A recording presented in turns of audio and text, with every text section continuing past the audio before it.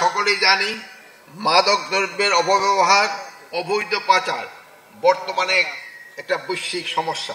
বর্তমান বিশ্বে যে সমস্ত সমস্যা বিশ্ব বিবেককে নাড়া দিয়েছে, মাদকাসক্তি তার একটা অন্যতম। বিশ্বের এক প্রান্ত থেকে অন্য প্রান্ত পর্যন্ত এর কালো থাবা বিস্তৃত। মাদকের অবৈধ প্রচার, অবৈধ পাচার এবং অপব্যবহারের ফলে জনস্বাস্থ্য, আইন শৃঙ্খলা ও দেশের অর্থনীতি হুমকির মুখে পড়েছে। মাদকের ভয়াবহ আগ্রাসনের কারণে দেশের উন্নয়ন বাধাগ্রস্ত হচ্ছে। যে কোনো দেশের উন্নতির প্রধান নিয়ামক হলো কর্মক্ষম বিপুল যুবশক্তি। আধুনিক ও প্রযুক্তিগত শিক্ষায় শিক্ষিত এই দক্ষ যুবশক্তি পারে দেশকে উন্নতির চরম শিখরে নিয়ে যেতে। বাংলাদেশের প্রেক্ষাপটে যখন বৈষম্য, বঞ্চনা, অবিচার এবং মূল্যবোধের সংকট তৈরি হয়েছে, তখনই যুব সমাজ সংকল্প ও ঐক্যের মাধ্যমে তা প্রতিহত করেছে। জুলাই ছাত্র যুব জনতার গণ অভ্যুত্থান, যুব সমাজ এবং তারুণ্যের বিজয়। ভবিষ্যতে উন্নত সফল রাষ্ট্রের কাতারে উপনীত হতে হলে আমাদের এই তরুণ সমাজকে মাদক থেকে অবশ্যই মুক্ত রাখতে হবে। আমরা জানি দেশের বিভিন্ন শ্রেণীর পেশায় মানুষই নানাভাবে অবৈধ মাদকের সাথে জড়িয়ে পড়েছে।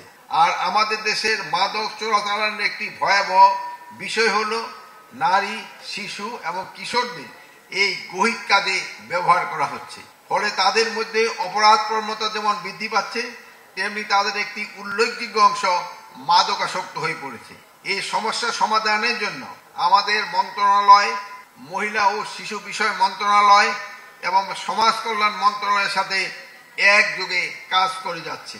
পাশাপাশি শিক্ষা প্রতিষ্ঠানসমূহে মাদক বিরোধী কমিটি গঠন করে নিয়মিতভাবে সভা, সেমিনার, বিতর্ক প্রতিযোগিতার আয়োজন সহ সচেতনমূলক বিভিন্ন কার্যক্রম পরিচালনা করা হচ্ছে। দেশের প্রতিটি জেলা, উপজেলা পর্যায়ে সমন্বিত কর্মপরিকল্পনা প্রণয়নপূর্বক তা বাস্তবায়ন এবং কার্যক্রম চলমান রয়েছে। প্রযুক্তির উন্নতির সাথে সাথে বিশ্বের বিভিন্ন দেশে নতুন সিনথেটিক, সেমি সিনথেটিক ড্রাগ, যেটাকে এনপিএস বলা হয়, এর আবির্ভাবের ফলে মাদক দ্রব্যের অপব্যবহার ও অবৈধ পাচারজনিত সমস্যা আরো ঘনীভূত হয়েছে। নতুন নতুন এসব মাদক নিয়ে আমাদের নতুনভাবে কর্মকৌশল তৈরি করতে হচ্ছে। এসব মাদক দ্রব্যের বিরুদ্ধে আইনগত ব্যবস্থা নিশ্চিতকরণের লক্ষ্যে এগুলোকে আইনের তফসিলভুক্ত করার পাশাপাশি কৌশলগত নজরদারি বৃদ্ধির প্রয়োজনীয় ব্যবস্থা গ্রহণ করা হয়েছে। নতুন ধরনের মাদক সম্পর্কে দেশের সকল আইন প্রয়োগকারী সংস্থা, গোয়েন্দা সংস্থা সজাগ রয়েছে এবং এগুলোর বিস্তার রোধে উদ্যোগ গ্রহণ অব্যাহত রয়েছে। সমবেত শুধুই মাদকের করাল গাছ থেকে দেশ ও জাতিকে রক্ষা করতে বর্তমান সরকার প্রতিজ্ঞাবদ্ধ। দেশকে মাদক মুক্ত করার লক্ষ্যে অপ্রতুল্য সীমিত জনবল নিয়ে প্রতিনিয়ত মাদক বিরোধী কার্যক্রম পরিচালনা করে আসছে মাদক দ্রব্য নিয়ন্ত্রণ অধিদপ্তর। প্রায় 18 কোটি জনসংখ্যার দেশে মাদক দ্রব্য নিয়ন্ত্রণ অধিদপ্তরে বর্তমান নিয়োজিত জনবল রয়েছে 2943 জন। এর মধ্যে এনফোর্সমেন্টে নিয়োজিত রয়েছে 1622 জন। 64 জেলায় একটি বিশেষ জোন, 8টি বিভাগীয় গোয়েন্দা কার্যালয় এবং 8টি বিভাগীয় কার্যালয়ের সহযোগিতায় মাদক দ্রব্য নিয়ন্ত্রণ অধিদপ্তর দেশব্যাপী তার কার্যক্রম পরিচালনা করছে। অপরাধ দমনের কাজ করে এমন অন্যায় সংস্থা জনবলের সাথে তুলনা করলে এই সংখ্যা সীমিত। এছাড়া যানবাহনের স্বল্পতা সহ অপরাধ দমনে অভিযান পরিচালনার জন্য প্রয়োজনীয় যন্ত্রপাতি, উন্নত উপকরণেরও অভাব রয়েছে। এসব সমস্যার সমাধানে মাদক দ্রব্য নিয়ন্ত্রণ অধিদপ্তর ও স্বরাষ্ট্র মন্ত্রণালয়ে চলমান প্রচেষ্টা অব্যাহত থাকবে। সম্প্রতি মাদক দ্রব্য নিয়ন্ত্রণ অভিযানে প্রায় 10 কেজি হেরোইন, ইয়াবা ট্যাবলেটের বড় চালান জব্দ করা হয়েছে। মাদক দ্রব্যের বিরুদ্ধে এরূপ অভিযান অব্যাহত থাকবে।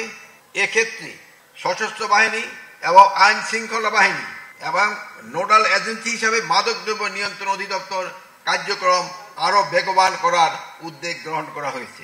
বর্তমান সরকারের একান্ত সদিচ্ছা এবং ইতিমধ্যে মাদকদ্রব্য নিয়ন্ত্রণ অধিদপ্তরের কর্মকর্তা কর্মচারীদের অস্ত্র সংগ্রহ ও ব্যবহার নীতিমালা 2024 প্রণীত হয়েছে। অধিদপ্তরের কর্মকর্তা কর্মচারী প্রথম ব্যাচের অস্ত্র চালান প্রশিক্ষণ প্রদান সম্পন্ন হয়েছে।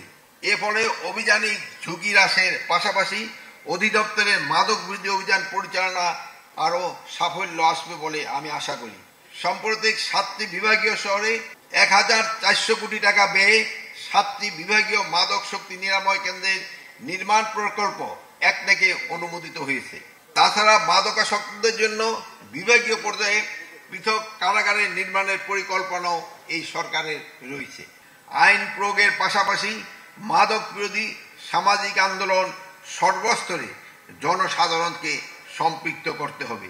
মাদকের চাহিদা নিরসনের লক্ষ্যে মাদক বিরোধী প্রচার কার্যক্রমে আরও জোরদার করতে হবে।